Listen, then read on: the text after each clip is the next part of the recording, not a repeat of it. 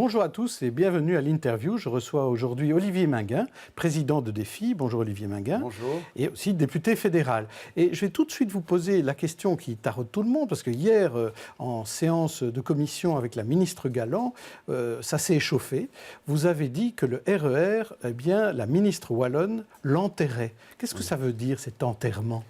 Ça veut dire tout simplement que le projet initial qui a déjà été reporté si souvent et qui était annoncé pour 2025, fin des travaux 2025, qui était la mise à 4 voies de 2 lignes de chemin de fer importantes, une vers Outigny-Louvain-la-Neuve, dont il faut rappeler que c'est une des gares les plus importantes de Wallonie, qui dessert quand même un grand campus universitaire, et l'autre vers Nivelles, eh bien ce projet initial est définitivement abandonné. Il n'y aura pas de mise à 4 voies, parce qu'il n'y a pas les crédits budgétaires. En somme, le gouvernement qui a réduit sensiblement les moyens budgétaires pour la SNCB et pour Infrabel renonce à la mise à 4 voies sur la totalité de ces 2 lignes, pour ces 2 destinations, alors que tous les experts à l'époque, je rappelle quand même que c'était un projet qui a débuté en 2003, dont on avait dit qu'il serait terminé pour plus ou moins 2015, et puis on reporte.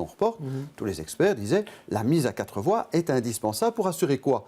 La cadence sur ces lignes sans porter atteinte à des lignes plus lointaines ou qui ont des destinations plus lointaines, les fameux ICIR. Et donc, en renonçant aux 4 voies, on n'aura pas un service optimal RER pour desservir l'approche, le Brabant wallon. Oui. La ministre dit qu'elle est réaliste quand elle décide cela, quand elle met en attente les 4 voies. Vous dites qu'elle est irréaliste ? Pourquoi est-ce que c'était bénéfique et utile pour le nord du pays et que ça a été exécuté en direction notamment de Louvain ou de Malines, et qu'aujourd'hui, tout d'un coup, ce qui était bien pour la Flandre, la mise à 4 voies, ne l'est plus pour la Wallonie. Il faudra nous expliquer cette différence de traitement. En réalité, mais elle le reconnaît, les crédits budgétaires ne sont plus là. Et les crédits budgétaires ne sont plus là parce que ce n'est plus une priorité de l'actuel gouvernement. Moi, j'ai démontré, chiffre à l'appui, qu'Infrabel avait divisé par 3 les montants d'investissement réservés au RER depuis l'actuel gouvernement. En 2012, Infrabel dépensait encore plus ou moins 330 millions d'euros par an, c'est-à-dire à peu près le tiers de son budget pour des investissements RER, et c'était à ce moment-là au bénéfice encore de la Flandre. Aujourd'hui, parce que c'est la Wallonie qui est la plus concernée, Infrabel consacre quasiment plus que 100 millions d'euros à des investissements pour poursuivre le projet RER vers la Wallonie. Mais dans le cadre ça, c'est la réalité. Dans le cadre de l'annonce d'hier, il y a aussi des projets autour d'Anvers qui sont en attente et qui sont suspendus. Donc ce n'est pas entièrement ciblé sur la Wallonie, ni sur Bruxelles. Je ne demande pas qu'on ne développe pas les réseaux ferroviaires dans d'autres parties du pays, mais je constate qu'un projet qui était équilibré et qui se faisait tant à l'avantage du Nord, et c'est fort bien qu'il y ait le RER vers le nord du pays, mais devait aussi se développer vers le sud. Et comme par hasard, quand on doit desservir mieux en réseau ferroviaire la Wallonie, il faut bien reconnaître qu'aujourd'hui, systématiquement, la Wallonie est pénalisée dans le développement ferroviaire. C'était aussi la responsabilité de ceux qui, aux responsabilités du gouvernement wallon, ont parfois privilégié des investissements somptuaires comme les gares de Liège et de Mons, au détriment, je ne dis pas du RER, mais d'autres investissements. On ne peut pas comprendre, par exemple, qu'aujourd'hui, il n'y ait pas une desserte de l'aéroport de Charleroi, Bruxelles-Sud, comme ils le qualifient eux-mêmes, par la voie ferrée. C'est absurde. Alors que c'est un aéroport en plein développement, et que pour y arriver, c'est un parcours du combattant. Donc, fondamentalement, ça, ce sont des erreurs de choix dont je fais porter la responsabilité aux décideurs politiques de l'époque. Pas seulement donc Jacqueline Galland, mais non, hier, elle a dit quand même que sa priorité, c'était Bruxelles et sa périphérie, avec les trains S à l'intérieur de Bruxelles et le RER. Est-ce que ce n'est pas contradictoire avec cette annonce de suspension de ces 2 lignes ?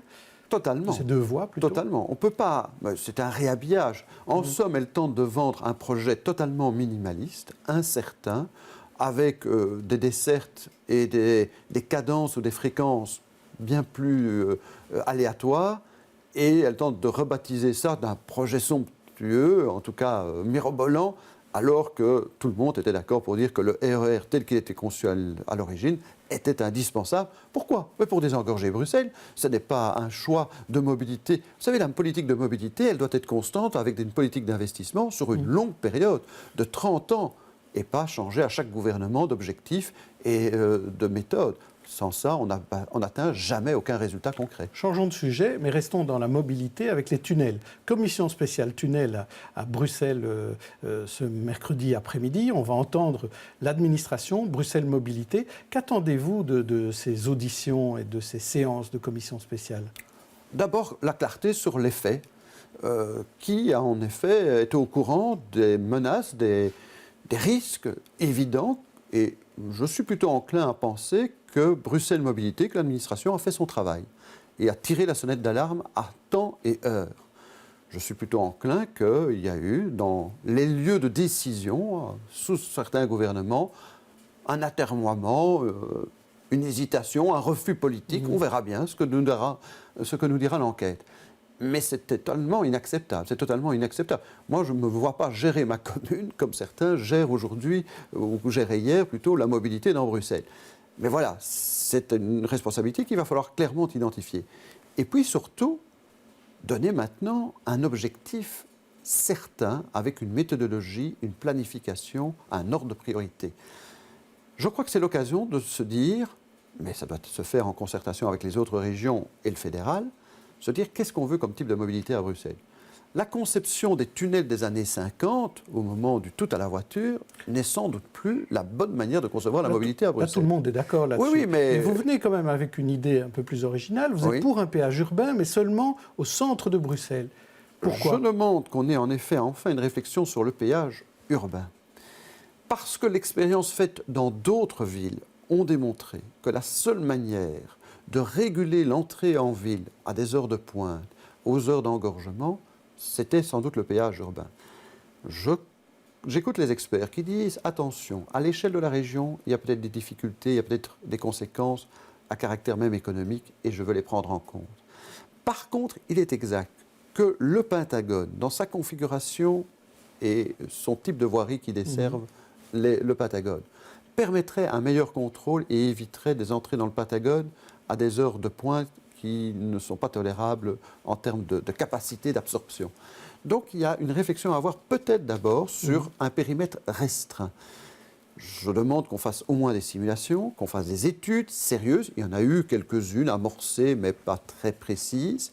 Mais il est temps que l'on puisse dire qu'il y a des objectifs clairs. Et pourquoi le péage ? Parce que je sais très bien ce qui va arriver. On va tous dire qu'il faut augmenter l'offre de transport public. Mais qui finance cette offre de transport public ? Alors, il faudra voir si le fédéral, via Belliris, est prêt encore à renforcer des enveloppes pour augmenter l'offre de transport public. Je rappelle qu'aujourd'hui, quand même, les transports publics à Bruxelles sont avant tout conçus pour ceux qui viennent de l'extérieur. Certes, les Bruxellois en profitent aussi de ce réseau de métro, mais on ne peut pas dire qu'aujourd'hui, les axes du métro ou les axes des lignes de tram ou de bus sont toujours pour desservir au mieux tous les quartiers bruxellois et pour les relier au mieux. On sait très bien que l'axe est-ouest est mal desservi à Bruxelles, qu'on a plutôt des pénétrantes vers le centre-ville. Eh bien, il faut un jour se poser la question de savoir où est l'équilibre entre les besoins de ceux qui entrent en ville et ceux qui veulent vivre la ville en termes de transport public. Autre sujet, autre commission. Cet après-midi, à la Chambre, il y a la commission qui parle de révision de la Constitution. Et vous-même aviez un peu ouvert la boîte de Pandore en disant « j'aimerais bien que le mot laïcité figure dans la Constitution ». Le MR parle de neutralité, certains OPS parlent de laïcité comme vous, et les autres n'en veulent pas. Est-ce que vous croyez vraiment que c'est une bonne idée de proposer une révision de la Constitution alors qu'on dit que les Flamands pourraient en profiter ? Bon, je ne sais pas hors quoi ils pourraient en profiter. Je voudrais qu'on cesse la lâcheté dans ce débat. Tout le monde dit « ah, il est peut-être temps d'avoir des règles du jeu claires ». Quand est-ce qu'on peut porter des signes convictionnels de manière ostentatoire, a fortiori quand on est un fonctionnaire ou un agent de la fonction publique, ou dans l'exercice de ses mandats politiques pour un responsable politique, ou pour d'autres missions de service public ? Mais personne ne veut se donner les instruments juridiques pour clarifier la chose. Alors on dit très lâchement, ah ça c'est tantôt la responsabilité de la direction d'une école, tantôt c'est l'employeur, c'est d'une administration, et alors on prend un règlement d'ordre intérieur dans l'une, on ne le prend pas dans l'autre, on a des discriminations d'un établissement scolaire à l'autre, d'une administration à l'autre. Et les politiques disent tous après ça, oh, pourquoi est-ce qu'il y a cette cacophonie ? Mais on a des divergences de jurisprudence et de pratique. Moi, je demande qu'il y ait un cadre juridique certain. Et quand on veut avoir un cadre juridique certain, on commence par la Constitution. C'est l'assise, c'est le fondement, c'est la valeur. Mais vous n'avez pas de majorité pour ça. Est-ce que c'est un peu Alors, je constate. inutile? Non, mais attendez, Ou beaucoup de bruit pour rien. S'il ne fallait faire de débat politique avec la certitude d'atteindre l'objectif, il y a beaucoup de débats politiques qui ne devraient pas se faire. Mais justement, c'est parce qu'à l'occasion de ce débat, on va peut-être faire prendre conscience à certains qu'il ne suffit pas de protester, mais que si on veut avoir une cohérence, il faut agir et inscrire un principe comme la laïcité de l'État, qui n'a rien à voir avec la laïcité philosophique. Je sais bien qu'il y a une confusion chez nous, mais la laïcité de l'État, c'est avant tout une notion de droit public, une notion qui est consacrée par la jurisprudence de la Cour européenne des droits de l'homme. Je n'entre pas dans le détail, mais c'est très important, parce qu'alors on va pouvoir construire des législations, certainement de restrictions, en disant oui, il y a des circonstances. La protection des libertés. La liberté, par exemple. Encadrer la liberté. On va considérer que la protection du pluralisme philosophique et religieux, qui est une valeur très importante dans notre démocratie, ne peut pas porter atteinte à d'autres valeurs essentielles, qui est par exemple la valeur de l'égalité homme-femme. Oui, par exemple, c'est vrai que c'est une valeur qui vient limiter certains types Olivier de comportements. Minguin, dernière question, réponse rapide. Christian Van Ecken, mandat d'arrêt. Pour l'instant, il n'a pas démissionné encore de son poste de député au Parlement flamand. Est-ce que vous lui demandez de démissionner? Je lui ai dit que c'était en effet une nécessité dès lors qu'il serait inculpé. Je le lui ai dit en son temps, avant même que je ne connaisse qu'il soit placé sous mandat d'arrêt. La présomption d'innocence, elle est là. Et je ne connais rien du fond de l'affaire et je n'ai rien à en connaître. Mais je crois qu'on assure mieux sa défense. Et il se dit très serein. Il m'a dit qu'il était très serein à l'époque quand il y a eu le débat sur la levée de l'immunité. Mais vous l'avez dit, vous ne l'avez pas exigé. Mais je n'ai pas de moyens juridiques pour le lui imposer. C'est lui seul qui doit savoir s'il estime qu'il peut, dans les circonstances actuelles, assumer sa défense tout en étant encore député. Va-t-il encore aller siéger alors qu'il est confronté à, sans doute, des poursuites pénales pour des faits qui, tels qu'ils sont qualifiés à l'heure actuelle, je ne préjuge pas, sont quand même d'une gravité particulière. Moi, je crois que la sérénité veut qu'on ne soit pas, à ce moment-là, dans l'exercice d'une fonction publique de l'importance de celle d'un député. Merci Olivier Minguin. Merci. On se retrouve pour un autre rendez-vous de l'interview demain midi.